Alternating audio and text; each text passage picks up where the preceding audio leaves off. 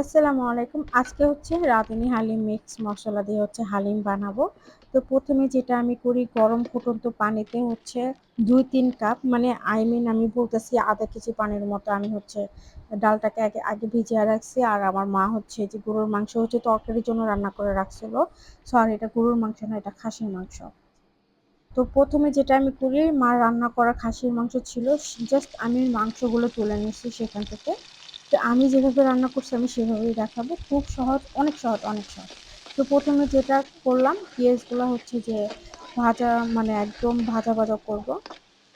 তো একটু পরে হচ্ছে পেঁয়াজগুলা নাড়াচাড়া করতে হবে। আর নাড়াচাড়া না করলে কিন্তু একদম এক সাইড পুড়ে একদম ছাই হয়ে যাবে আরকি। তো ওই যে একদম ভাজা হওয়ার পরে আমি হচ্ছে আদা রসুন দিয়ে দিলাম কম পরিমাণে। কারণ বেশি দিনের কারণ হচ্ছে আমার মাংস অলরেডি রান্না করা। আমি রান্না করার মাংস থেকে হচ্ছে আমি এটা নিয়ে নিছি। তারপর হচ্ছে যে এক মরিচ ফাঁকি, আরেকটা হচ্ছে পরিমাণ মতো লবণ। তো তারপর দেন হচ্ছে আমি এখানে অর্ধেক রাঁধুনি যে মিক্স মশলা সেটা আমি মিক্স যে হালিম মশলাটা মানে এটা ২ টা পার্ট। তো ওই যে রাঁধুনি যে মিক্স যে মশলাটা সেটা আমি অর্ধেক আছে না এটাতে আমি ভুনা করব। একদম চুলার জালটা একেবারে কমায় দিয়ে তারপর পেঁয়াজের সাথে ভালো করে একটু ভেজে নেব যাতে পেঁয়াজের সাথে মিক্স হয়। তারপর একটু পরে পানি দিয়ে দিব। পানি দেওয়ার পরে তারপরে এটাকে ভালোভাবে নাড়াচাড়া করব। নাড়াচাড়া করার পরে এটাকে একটু কষানোর জন্য রেখে দেব। তো আপনি যদি মাংস রান্না করা না থাকে তাহলে যেটা করবেন আদা ও রসুনের পরিমাণটা বেশি বাড়ায় দিবেন। ১ চামচের পরিবর্তে ২ চামচ, আর মরিচ ফাঁকিটা হচ্ছে ২ চামচ, আর লবণটা পরিমাণ মতো। কারণ আমার হচ্ছে রান্না করা ছিল যার কারণে আমি হচ্ছে মসলার পরিমাণটা কমায় দিয়েছি। যেহেতু আমার মাংস রান্না করা সিদ্ধ হয়ে গেছে আরকি। মানে এরকম আরকি। তারপরে যে খুব ভালোভাবে কষানোর পরে আমি হচ্ছে এই খাসির যে মাংসটা রান্না করা আমার মার রান্না করা সেখান থেকে আমি জাস্ট পিসটাও উঠায়ে আমি এটার সাথে মিক্স করে দিছি। ভাই অনেক সহজ। হালিম রান্না করা অনেক সহজ, অনেক সহজ। জাস্ট তফাৎটা হচ্ছে আপনি এখানে যদি কাঁচা মাংস দেন জাস্ট মরিচের ফাঁকি ২ চামচ দিবেন, আদা রসুন ২ চামচ। এই আর কিচ্ছু না। এক্কেবারে সহজ। তারপর এটাকে ভালোভাবে কষালাম। মানে একদম কষানোর পরে পরিমাণ মতো পানি দিয়ে দিই।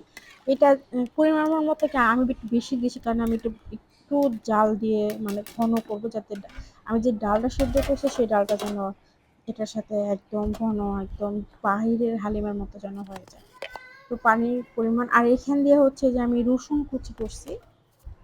এটা রসুন কুচি না, এটা আদা রসুন মানে আদা কুচি, সরি। আদা কুচি করার কারণ আছে সেটা আমি লাস্টেই বলব কেন করছে। তারপর দেখেন আমার হচ্ছে যে অলমোস্ট হচ্ছে বলক এসে পড়ছে একদম। আর একটু পরপর কিন্তু নাড়াচাড়া দিতে হবে, না হলে কিন্তু নিচে লেগে যাবে। একটু পরপর এভাবে নাড়াচাড়া দিবেন। তারপরে যে আমার যে ডাল ভিজিয়ে রাখছি, আমি কিন্তু ডালটা ভিজিয়ে রাখছি ১ ঘন্টার মতো। একদম ফুটন্ত পানি দিয়ে ০.৫ কেজি পানির উপরে হচ্ছে আমি এই ডালটা ভিজিয়ে রাখছি। যা ডাল আছে সব এটার ভিতরে দিয়ে দিছি। দেওয়ার পরে আমি এটাকে ভালোভাবে নাড়াচাড়া করব। আর একদম থলা যে চাকা সেটা যেন না থাকে সেইভাবেই হচ্ছে নাড়াচাড়াটা করব। কিন্তু হালিমের ব্যাপারে হচ্ছে একটু পরপর নাড়াচাড়া করতে হবে। খেয়াল রাখতে হবে যেন নিচে লেগে না যায়। কারণ এটা হচ্ছে যখন ডালটা আমি দেয়া দিছি এটা নিচে লাগানোর সম্ভাবনা থাকে।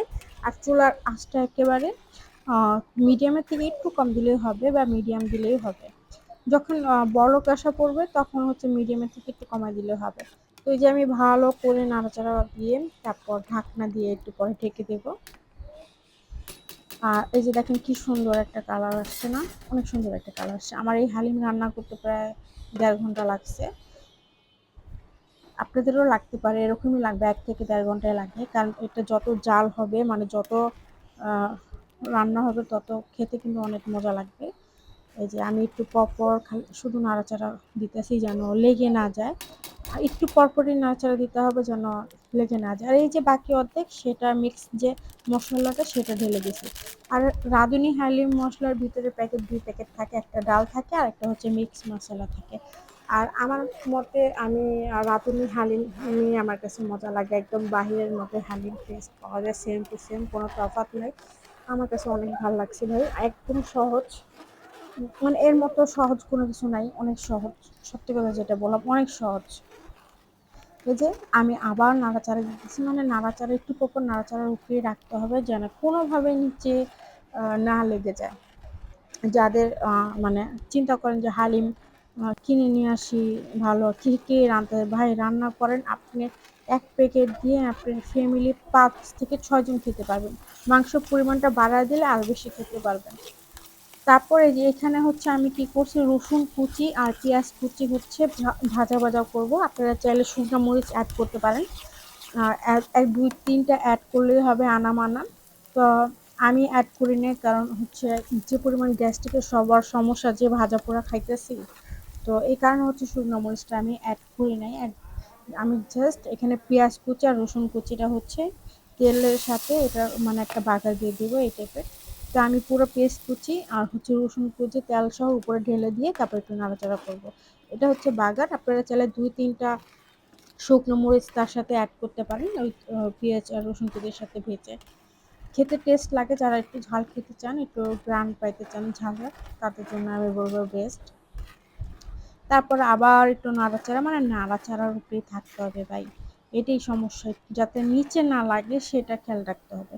তারপরে এই যে আমার পুরোপুরি হালিম রেডি। আমি চুলা জালটা একেবারে ডিম দিয়ে দিচ্ছি, মানে ডিমের থেকেও কম, ডিমের থেকে কি বলবো মানে কুপি যেমনে জ্বালাই সেভাবে। তো আর আমি এখানে বাকি প্রিপারেশন করে রাখছি কাঁচামরিচ কুচি, আদা কুচি, লেবু যেটা লাগে, আর আরেকটা ছিল ধনিয়া পাতা, সেটা আমার বাসায় ছিল না, আর এই যে পেঁয়াজ কুচি, তো আমার বাসায় ছিল না, তো আমি এখানে অ্যাড করতে পারিনি। তো আমি এখানে যা আছে এই যে ইফতারির জন্য রেডি করছি, হালিম খাবো ইফতারিতে।